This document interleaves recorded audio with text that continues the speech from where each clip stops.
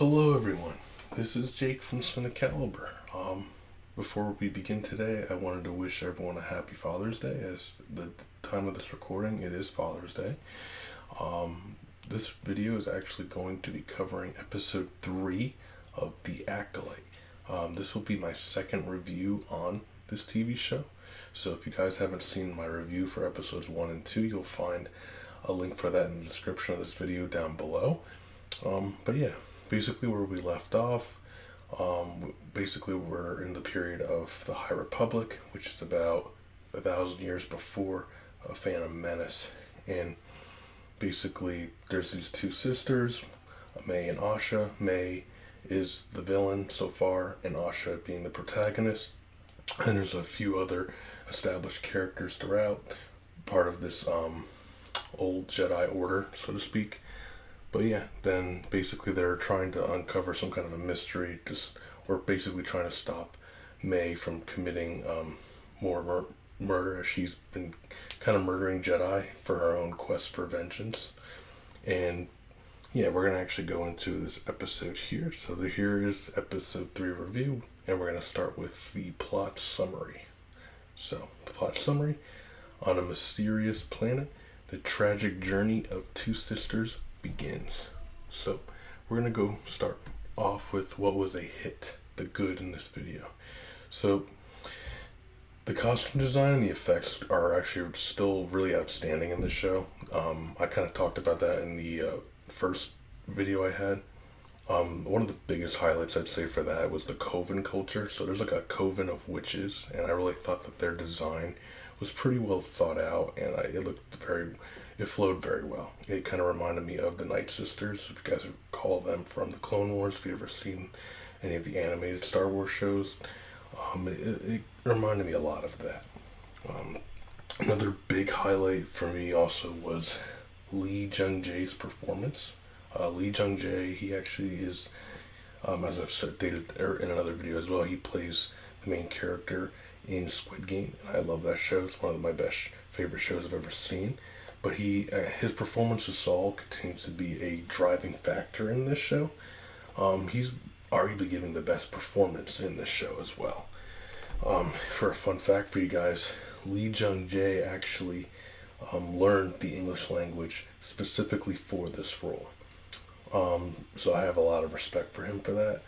Thinking back, I think I've only really seen him in Squid Game, which was pretty much all just in another language. So basically, yeah, him kind of just learning the English language just to become a Jedi is a big respectful attribute for me. His performance of the character kind of reminds me of Qui-Gon Jinn. The reason being, Qui-Gon Jinn was a little bit more in tune with his feelings than most other Jedi. And I feel like I'm getting kind of that vibe as the show progresses. He just seems to have the same kind of gist. Like he's more in flux with his emotions. He's not so much book by book for like the one characters in the show. So I'm excited to see how his character continues to develop in this show.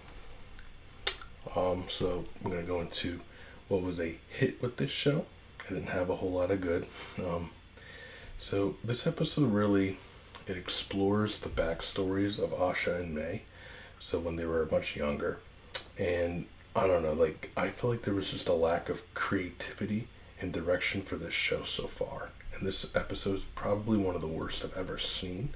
For example, they kind of are reusing plot points, such as making the twins, Asha and May, like they're conceived like Anakin was. Like he doesn't have a father, they don't have a father, and they're kind of just conceived by the Force. And I'm just like, really? You couldn't have thought of anything better? Like, come on. Like, to me, that's like, there's so many ways you can make a character relevant. Like, for example, Darth Raven, he's significant for his own stuff. Like, he was able to mix like light and dark to make like an interesting Sith. But here they are just trying to make the same thing happen like with Anakin. Like, we've already seen that before, and it just kind of, to me, it's like a disrespectful like shake off of Anakin for the most part. and I just wasn't a big fan of that. It kind of just threw me off a bit.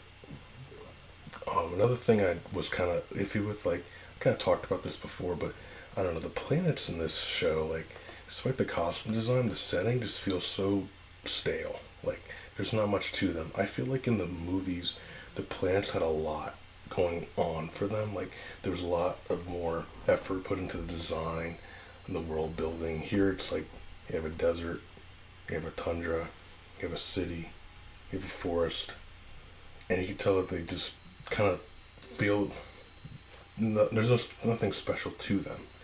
Like, for example, like, you had two forest planets in Star Wars. You had Kashyyyk from the prequel trilogy, and then you had Endor from the original trilogy. Those were basically the same planets, and you could tell just from those two planets how different they were with the trees. Here, it's like every planet you go to, it just feels the same, and it just flows the same, and it's like, there's nothing too significant there. So I feel like they kind of just cheap out on that world building that kind of made Star Wars such a huge spectacle to begin with. Like, kind of going back to what I said in my original video, there's just no large scale with this show. And Star Wars is a large scale franchise, but so far I'm just not feeling it in here. And then the episode 2 tries to provide, again, more backstory. But let me tell you, after watching this episode, I was like, what did we really learn? Basically, they told us everything in the first 2 episodes with these girls, and when they showed this episode, it was literally just retelling what was told. There was no big reveal. There was no, like, nothing new. Like, to me, it felt like a complete waste of an episode, and it really just was more filler than anything. Like, they should have been able to kind of shown us something different, but it was literally this, like, they just showed us what was already told. And to me, I was like, you're already 3 episodes in. Where are we going with this? You know, I mean, we're already almost halfway through the show, and I feel like we've only kind of scratched the surface. But another thing was Jedi Master Torben. I liked him a lot in the last episode, but they kind of, again, they show him here, and I was like, oh, they're going to actually explore this guy. But no, they don't utilize him very much. Maybe they will in future episodes, but I wasn't impressed. He kind of just had a few lines, and then that was really pretty much it. And then, really, what I really thought was kind of, like, to me, like, the Coven kind of talks about their past, like these Coven of Witches, and they talk about how they had to move planet to planet, and they had to use magic that others consider dark, which to me is just the dark side of the Force. I really think if they would have focused their efforts on that, it probably would have been a better storyline than just kind of retelling the same thing we've been shown in the last 2 episodes.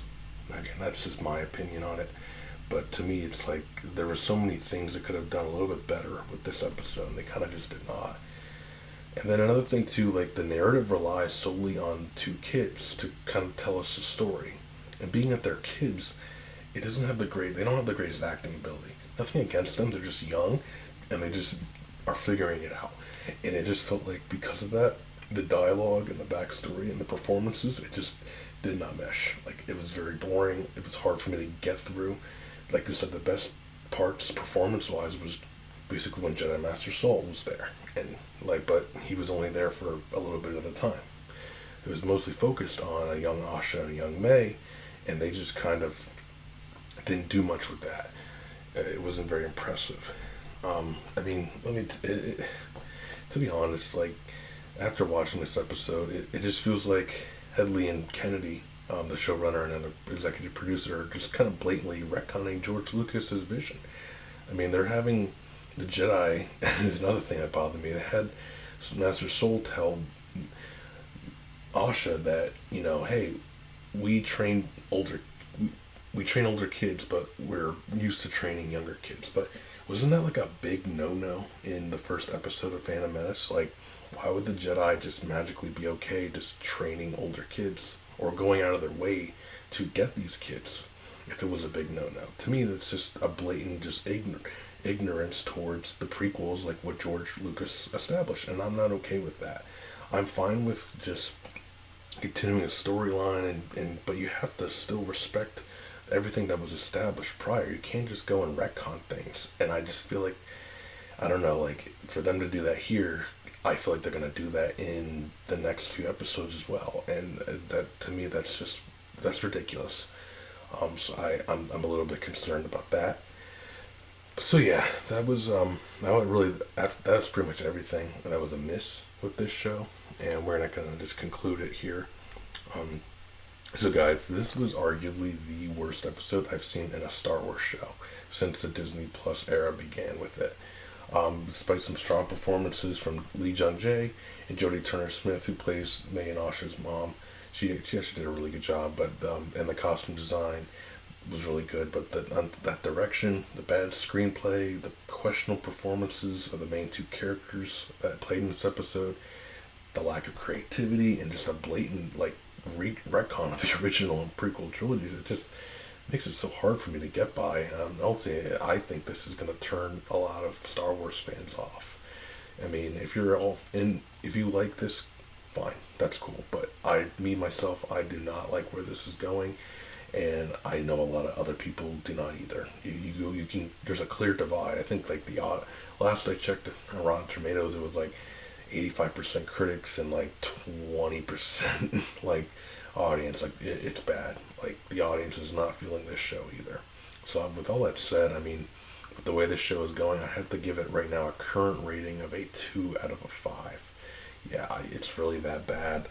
I'm kind of scared to see where the rest of the show is gonna go. But those were my thoughts on the show so far. If you guys, of course, have your own thoughts, so you can comment, and please like and subscribe to the channel as always. We will continue as the show goes on. And this is Jake from CINECALIBER.